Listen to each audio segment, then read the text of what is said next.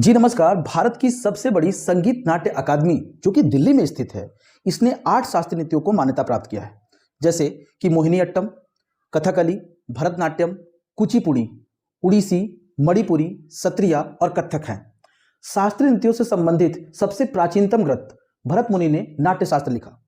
अभिनव दर्पण नंदिकेश्वर जी ने लिखा था। अच्छा, भारत में कुछ ऐसे प्रसिद्ध घराने भी हैं, जैसे कथक से संबंधित घराने बनारस, लखनऊ, रायगढ़ और जयपुर घराने हैं। वैजंती माला, आपको याद होगा कि एक फिल्म आई थी देवदास, जो कि विमल दा ने बनाया था। उस फिल्म में वो चंद्रमुखी का रोल की थी, और जो चंद्रमुखी का रोल थी, आपने देखा होगा कि वो भरतनाट्यम से संबंधित है। उसमें उनको बेस्ट सपोर्टिंग एक्टर का अवार्ड मिला था। उन्होंने उस अवार्ड को लेने से मना कर दिया। उन्होंने कहा कि मुझे उतना ही रोल इंपॉर्टेंट है जितना कि पारो का है। फिर बाद में विमल दा की फिल्म जब मधुमती आती है, जब मंदरांचल पर्वत से समुद्र मंथन किया जाता है अमृत प्राप्ति के लिए, तो धनवंतरी जब अमृत लेकर के निकलते हैं तो राक्षसगण उनसे छीन लेते हैं। फिर देवता विष्णु भगवान से आग्रह करते हैं और विष्णु भगवान वहां पे मोहिनी अवतार लेकर के और मोहिनी अट्टम के द्वारा ही वो अमृत देवताओं को प्राप्त कराते हैं। उसी तरीके से भस्मासुर को जब भगवान शिव ने उसको किसी के ऊपर हाथ रखने से भस्म हो सकते हैं और इसका जब वरदान दे देते हैं, तो वो भस्मासुर खुद शंकर भगवान के पीछे पीछे दौड़ने लगता है। फिर भगवान शंकर उनसे बचने के लिए इधर उधर भागने लगते हैं। उसी समय भगवान विष्णु को फिर मोहिनी अवतार लेकर के और मोहिनी अट्टम नृत्य के द्वारा ही भस्मासुर के जीवन को अंत किया जाता है। कला पर आधारित सबसे प्राचीन ग्रंथ नाट्यशास्त्र है। इसे भरत मुनि ने लिखा था। यानी नाट्यशास्त्र की रचना किसने किया था? भरत मुनि ने किया था।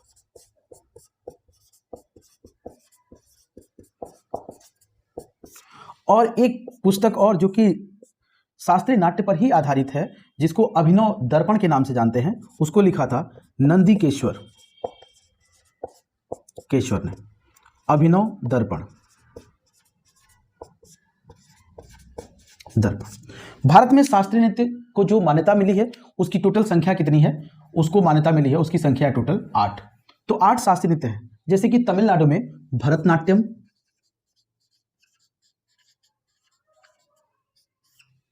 केरला में 2 हैं, मोहिनीअट्टम और कथकली।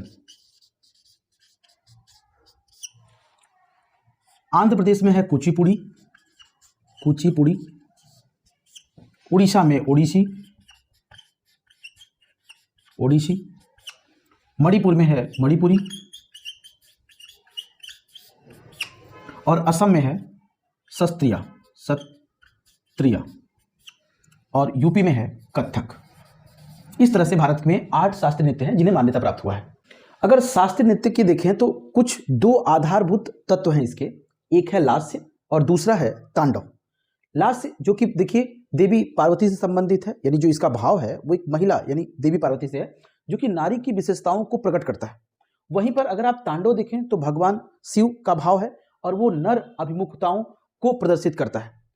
लास्य का मतलब आप ऐसे समझिए कि जिसमें कि ललित्य हो, भाव हो, रस हो, उससे संबंधित है। और तांडव जिसमें लय हो, एक रिदम हो, एक बहुत ही तेज तर्रार चीजें दिखाई दें, वो आपका तांडव संबंधित है। तो उस तरह से अगर आप देखें तो जैसे कि तमिलनाडु में क्या है? भरतनाट्यम, ये क्या है? लास्य है, आपको दिखाई दे रहा है। कुचिपुड़ी, ये क्या है? एक लास्य है। लास्य मतलब एक महिला के द्वारा किया जा रहा होगा। उड़ीसी, ये भी एक लास्य है। मणिपुरी, लास्य और तांडव यानी महिला और पुरुष दोनों वर्क कर रहे हैं। वहीं पर आप देखें सत्रिया, तो ये क्या है? लास्य है। और कथक, ये तांडव है। वहीं पर आप देखें जो केरला में 2 शास्त्रीय नृत्य हैं, जैसे कि मोहिनीअट्टम और कथकली। तो मोहिनीअट्टम ये स्त्रियों के द्वारा किया जाने वाला नृत्य है, तो लास्य है। और कथकली पुरुष, जो कि पुरुष अपने चेहरे और भाव भंगिमाओं के माध्यम से अलग अलग रूप रेखाओं को प्रदर्शित करते हैं। अब हम देखते हैं पहले से, जो कि भरतनाट्यम है। और यहाँ जो पहला शास्त्रीय नृत्य है वो है भरतनाट्यम, और भारत का सबसे प्राचीनतम शास्त्रीय नृत्य माना जाता है। ये तमिलनाडु के क्षेत्र में प्रसिद्ध है।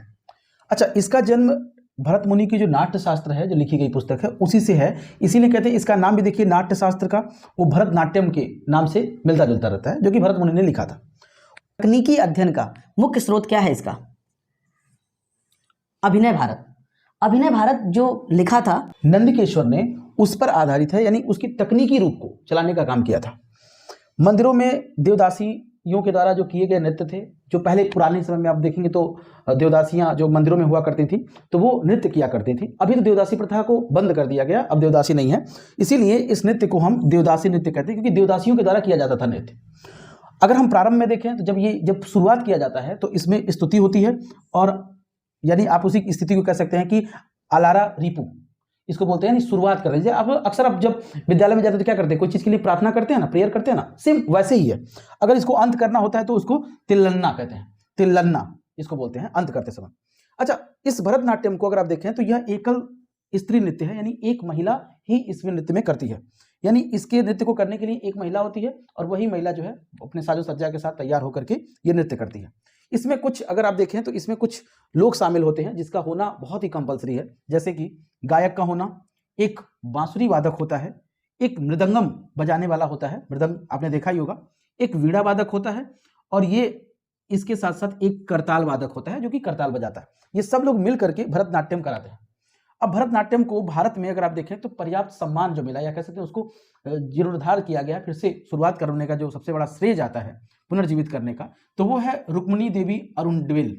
ये पूरी दुनिया में अगर भरतनाट्यम को फैलाने वाली कोई महिला है तो रुक्मिणी देवी अरुणडेल है, और इसके अलावा इंजीनियर कृष्ण अय्यर है। अच्छा, भरतनाट्यम जब होता है तो उसमें जो कविता पाठ करने का काम करता है, उस कविता पाठ करने वाले को हम बोलते हैं नड्डू नवार, यानी जो कविता पाठ का काम करता है। भरतनाट्यम के कुछ प्रसिद्ध कलाकार हैं जो कि बहुत फेमस है, जैसे कि वैजंती माला, आप इनको जानते ही हैं। वैजंती माला मैंने अभी जस्ट शुरुआत में ही बोला था कि विमल दा की जो फिल्म थी, आप फिल्म देखेंगे देवदास, उसमें भी है, गंगा जमुना में भी ये हैं, इसके बाद मधुमती में भी मिले हुई।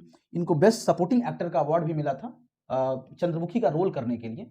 जब देवदास फिल्म आई थी तो उसमें इन्होंने कहा कि नहीं, मुझे बेस्ट सपोर्टिंग एक्टर नहीं, मुझे बल्कि जो है कि बेस्ट एक्टर का अवार्ड मिलना चाहिए, तो ये लेने से मना कर देती है, इसीलिए इनको एक फिल्म ऑफर किया गया था बाकायदे, और वाकई में लगभग कंपेयर किया जाए तो अच्छी एक्टिंग थी इनकी। इसके अलावा यामिनी कृष्णमूर्ति, मृणाली साराभाई जो कि मोहिनी अट्टम भरतनाट्यम से संबंधित है। ये मृणाली साराभाई जो है ये पत्नी है विक्रम साराभाई के, भारतीय अंतरिक्ष अनुसंधान के जनक एक तरह से कह सकते हैं माने जाते हैं विक्रम साराभाई, ये उनकी पत्नी है। इसके अलावा मल्लिका साराभाई, मीनाक्षी सुंदरम और सोनल मानसिंह इससे संबंधित है। तो ये है आपका भरतनाट्यम, स्क्रीनशॉट ले लीजिए इसको। दूसरा नृत्य कथकली जो कि केरला से संबंधित है। केरला से जो कथकली नृत्य संबंधित है, ये दो प्रकार के इसमें पात्र पाए जाते हैं। देखिए, एक होता है उसमें एक हीरो बनाया जाता है जिसको हम नायक कहते हैं, और एक विलन यानी एक खलनायक होता है। जो नायक होता है उसको हम पाचा कहते हैं उस भाषा में, और जो खलनायक होता है उसको हम कथी कहते हैं। अच्छा, ये क्या करता है, ये मुख्यतः पुरुषों के द्वारा किया जाता है, यानी आदमी लोग क्या करते हैं, इस पर मुखौटा लगा लेते हैं और वो अलग अलग रंगों के आधार पे, जैसे कि हरा रंग, लाल रंग, पीला रंग, काला रंग, सफेद रंग, आपने देखा होगा।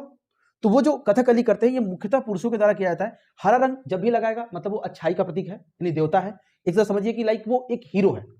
जब वो लाल रंग का ज्यादा अगर पोत रहा है अपने चेहरे पे तो आप देखेंगे कि वो राजसी वैभव, और आमतौर पे राजसी वैभव, जैसे कि आपने देखा होगा कि राजा की अपने सुख सुविधा की वजह से बहुत सारी चीजों को पालन कर रहा है, जीवन यापन कर रहा है, तो उसमें वो क्या कर रहा है, जैसे कि मदिरापान कर रहा है और वो ऐसी चीजें जो अमर्यादित चीजें कर रहा है, यानी एक तरह से पाप है वो।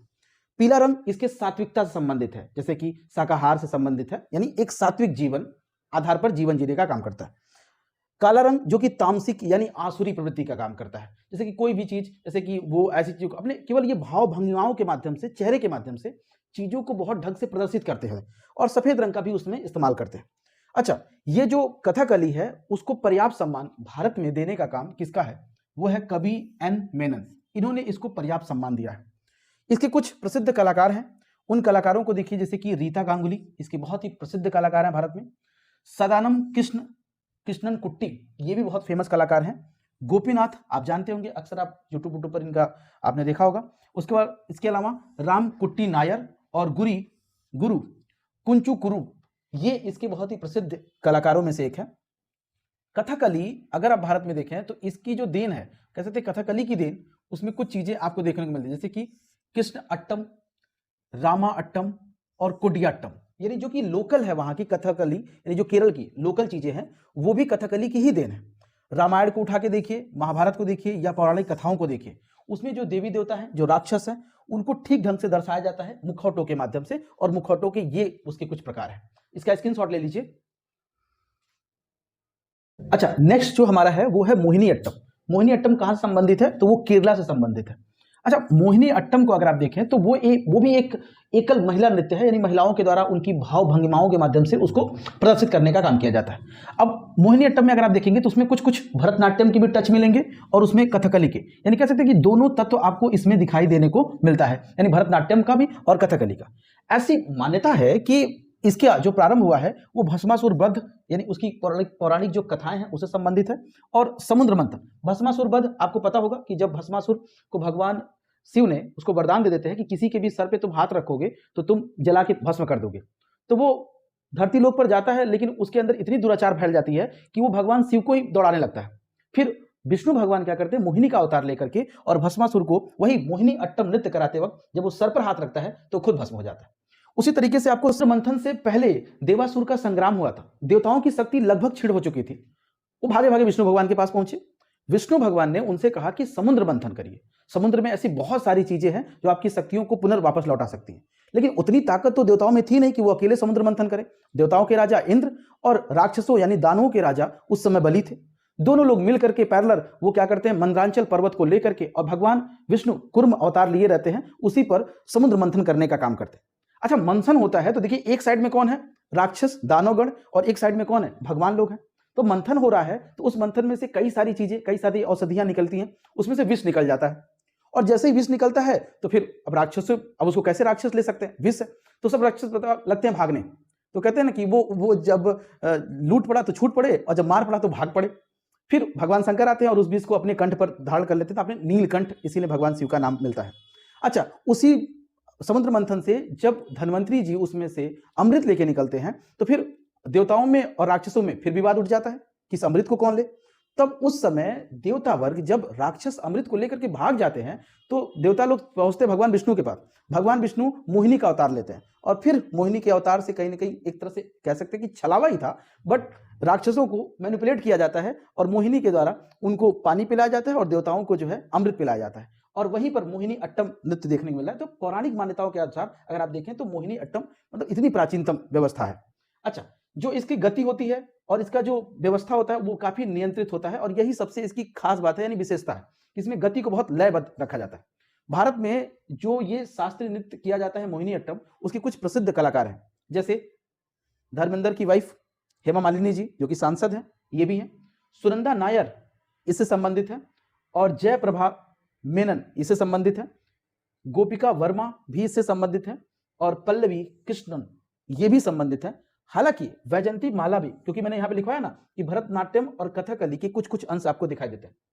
भारत में मोहिनी अट्टम को पर्याप्त सम्मान यानी पुनर्जीवित करने का काम जो किया है वो कौन है, कल्याणी अम्मा। इनको कल्याणी कुट्टी अम्मा भी कहते हैं।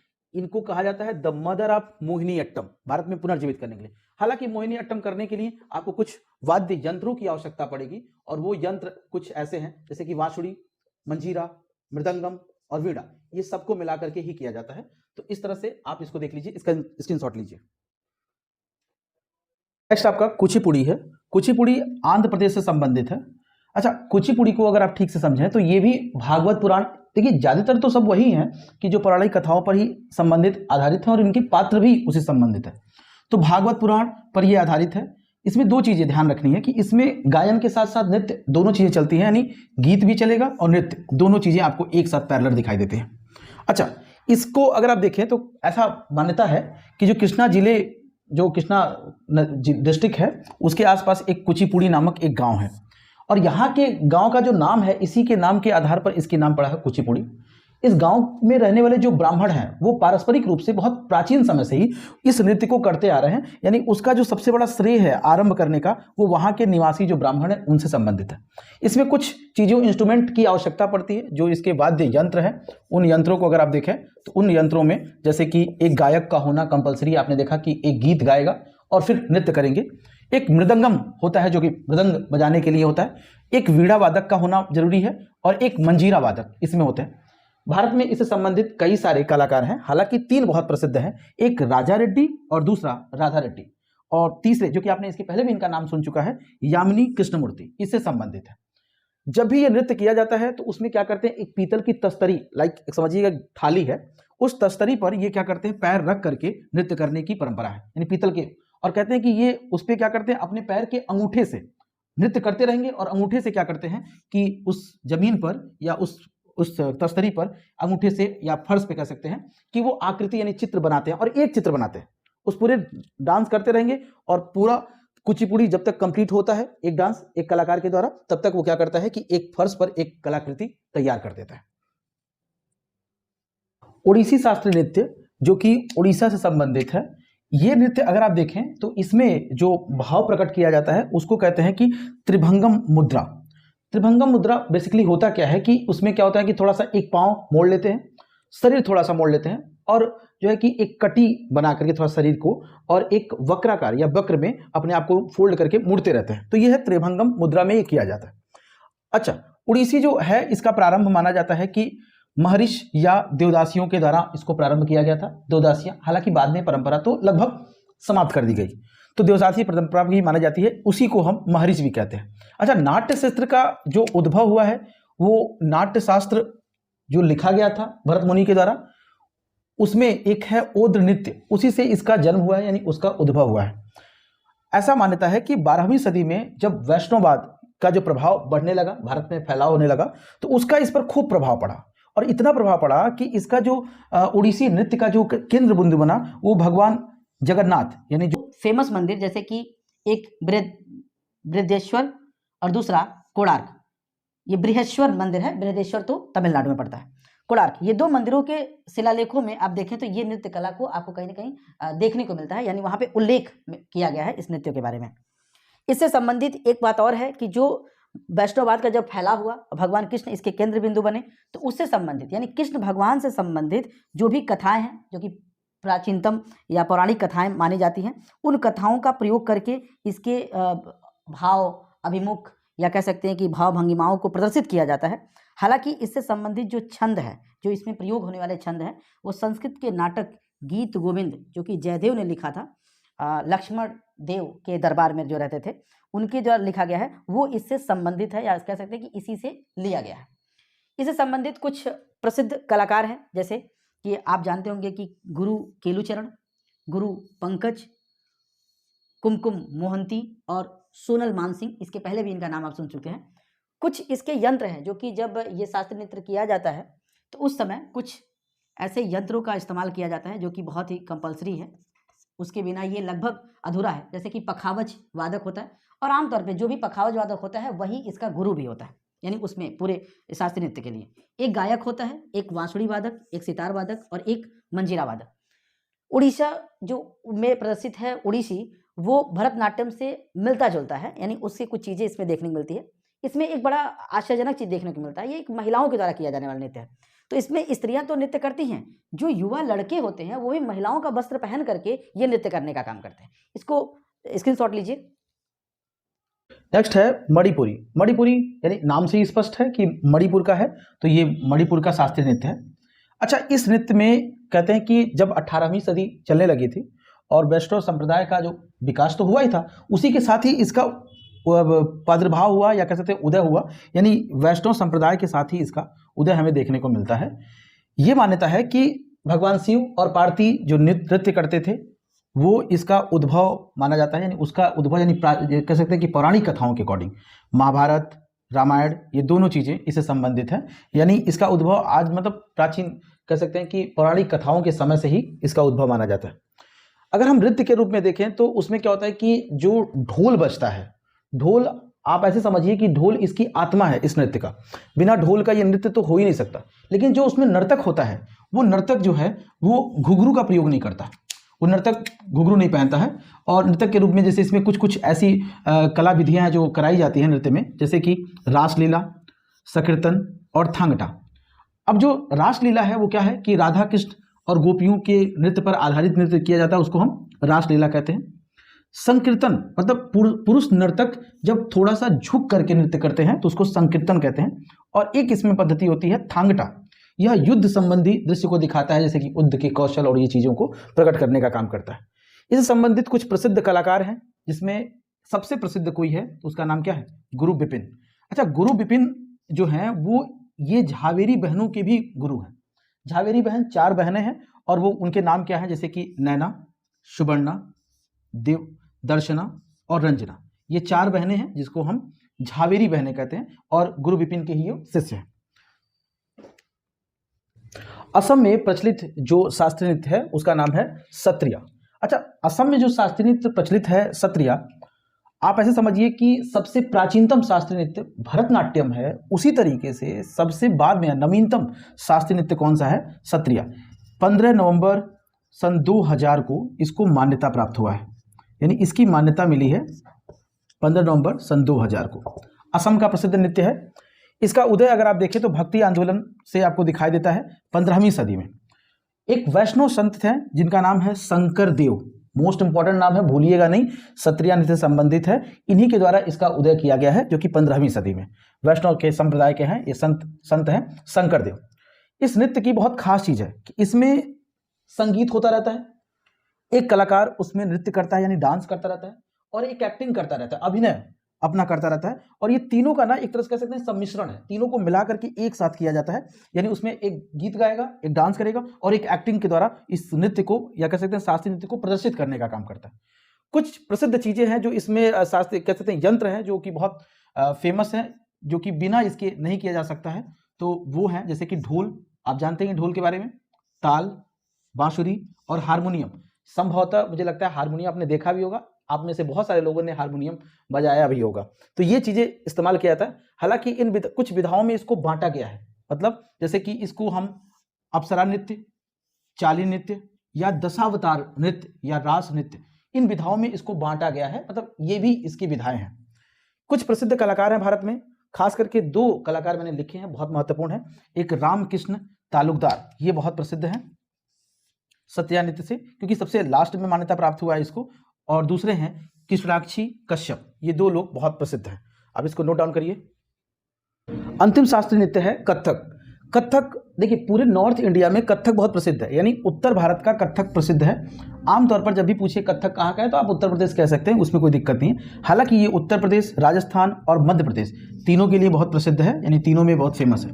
अच्छा, कथक को हम एक और नाम से जानते हैं, इसको हम नटवरी नृत्य भी कहते हैं, यानी इसको नटवरी नृत्य भी कह सकते हैं।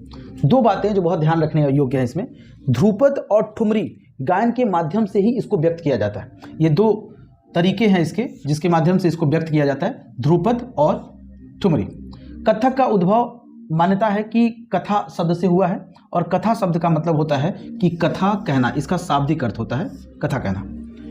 कथक के संबंध में भारत में कई सारे प्रसिद्ध घराने भी हैं, और कथक के संबंध में ये भी है कि ईरानी और मुस्लिम संस्कृति से भी इसका संबंध रखता है, यानी उसकी दोनों संस्कृतियां आपको कहीं ना कहीं इसमें देखने को मिल सकती हैं, ईरानी और मुस्लिम संस्कृति भी देखने को मिलता है।